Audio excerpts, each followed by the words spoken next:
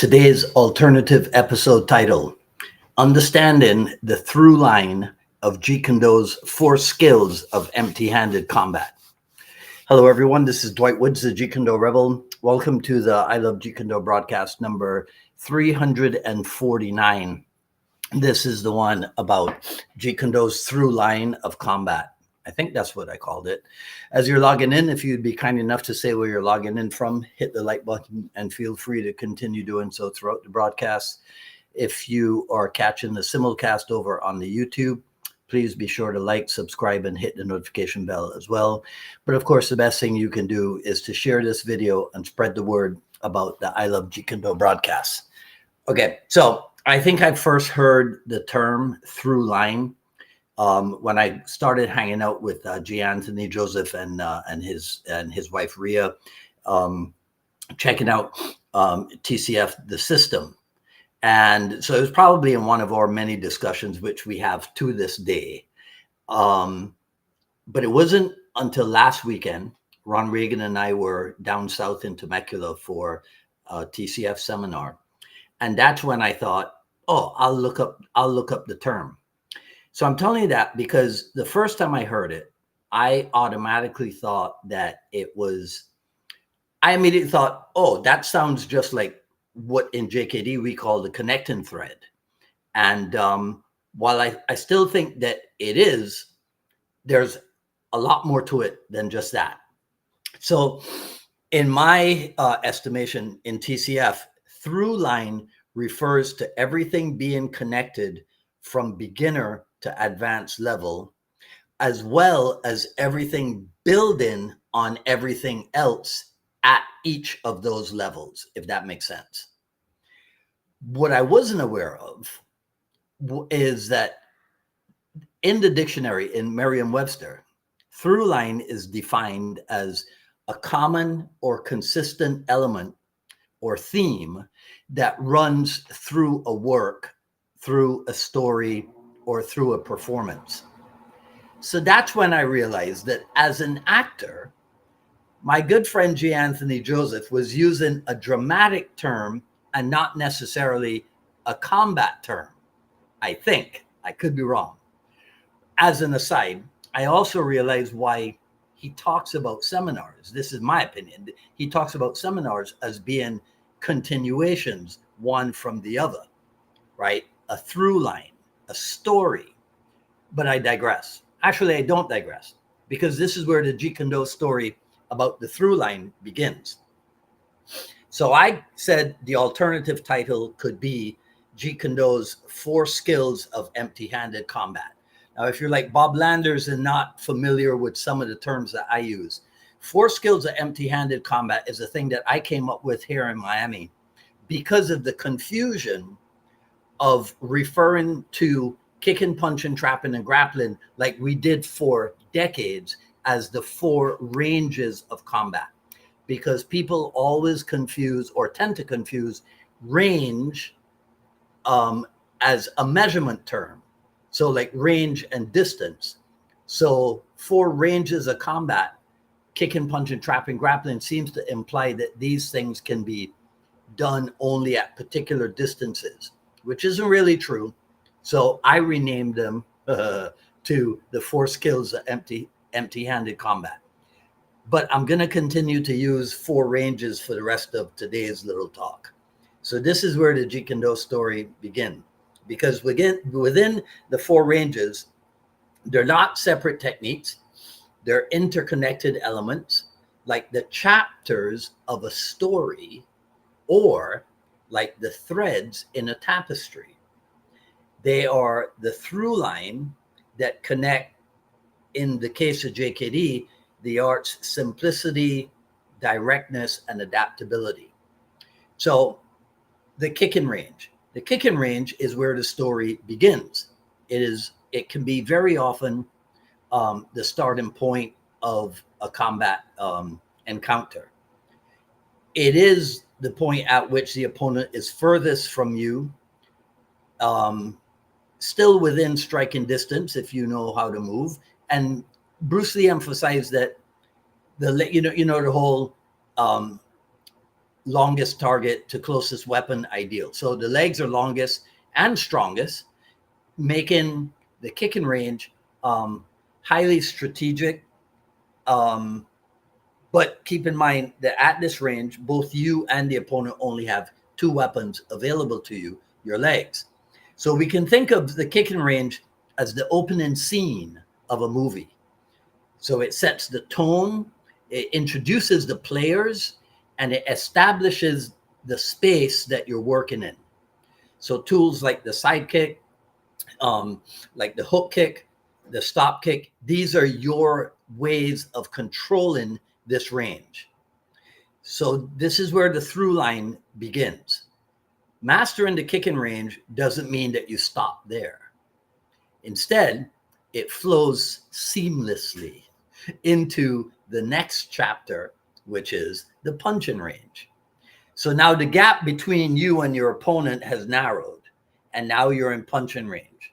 And this is where, yes, strategy is still important, but precision, speed, and power could take precedence now. And this is why Bruce Lee's famous straight lead, or perhaps even the back fist, became effective tools. So if the kicking range, and this is why I said precision, speed, and power take precedence. If the kicking range is about distance management, the punching range is about efficiency. So the through line persists because you're now adapting to a change in distance and rhythm, but your objective remains the same. And what is that objective? To control the fight. And now keep in mind that at the punching range, the opponent's weapons and yours increase to 4 because you got 2 arms and you got 2 legs. But the story continues. So now, trapping range, bridging the gap, as some people would call it. This is where I would say, especially in the old days, this is what differentiated Jeet Kune. When the distance closes even further than punching range. Now the art of immobilizing your opponent's hands or arms becomes critical, because now, as Paul Vunak used to famously say, just about every part of the body can now be used as a weapon. So we're not the 2 legs in kicking range. We're not the 2 arms and the 2 legs in punching range. Now just about everything from the top of the head to the toe of the foot can be used as a weapon. And this is where I'm sure everybody would agree. This is where Wing Chun's influence on Bruce Lee is probably most visible. So the Pak Sao, the Lap Sao, these things allow you to disrupt your opponent's offense and to create openings of your own. So in the through line analogy, trapping is like a plot twist in the story because it shifts the dynamic entirely. So suddenly you're not just striking as in kicking or punching, but now you're controlling the flow of your opponent's movements. But the story continues. So now we're at grappling range, which we can call the final chapter. So this is the closest and most intimate range of combat, if you're into that kind of thing. Right? So in grappling range, takedowns, joint locks, submissions, all that stuff. And yes, I know that grappling was not Bruce Lee's primary primary focus, but he understood its importance, obviously. And he did incorporate techniques from judo and jiu-jitsu and maybe even wrestling into his arsenal. So the grappling range, we can look at it as the climax of the story, where the struggle is most intense, if you understand about storyline arcs and what have you.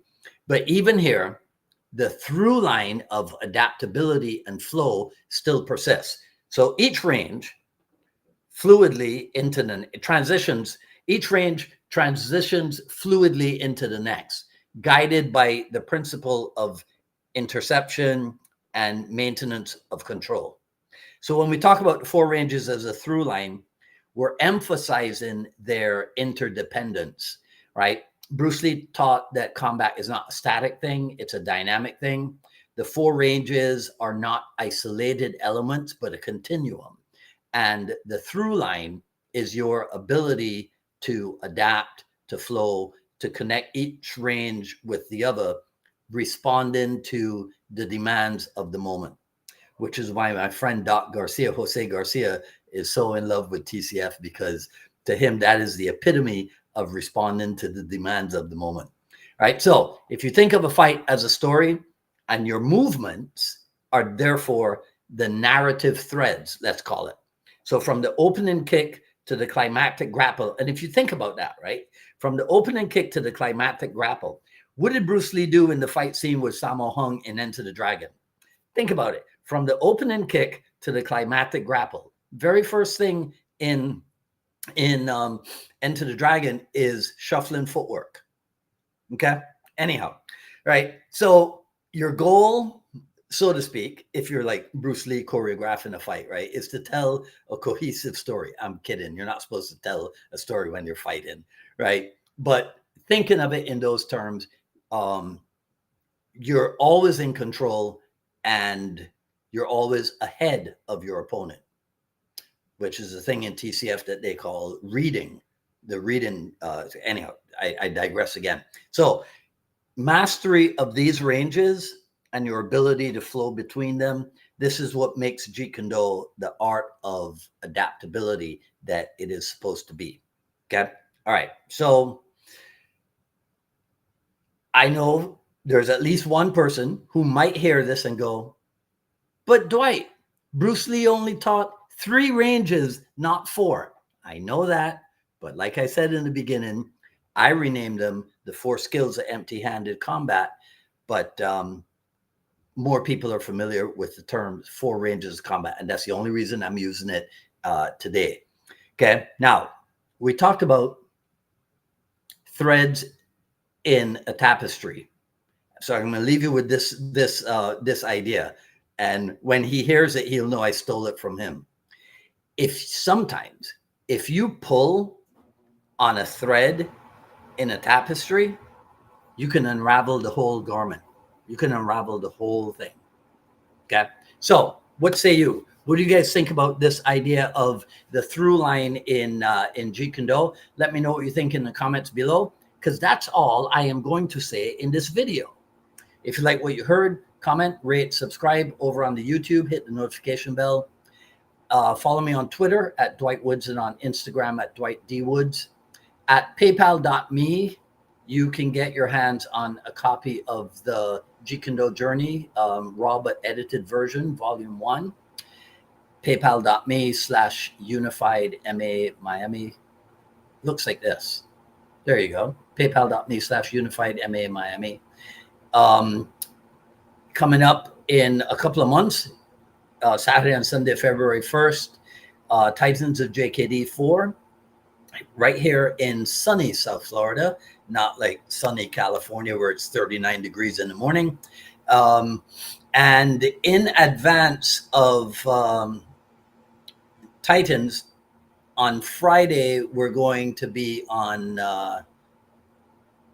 in the Jeet Kune Do Dialogues. Chris Kent is going to make his way back to the program.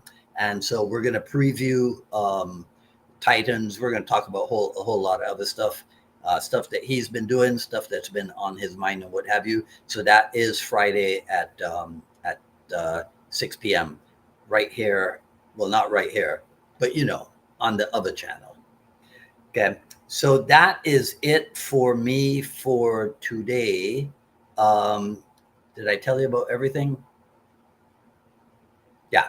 Okay. So that's it. Today is a gray and or black and white day. So that's it. So guys, thanks for hanging out with me. And yeah, let me know what you think about this idea of the through line as it applies to Jeet Kune Do. All right. And that's it. I will see you guys on Friday at 6 p.m. Those of you who have the time to hang out with us. And that'll be it for today. All right. So enjoy the rest of your evening. Stay safe. Talk soon. Take care.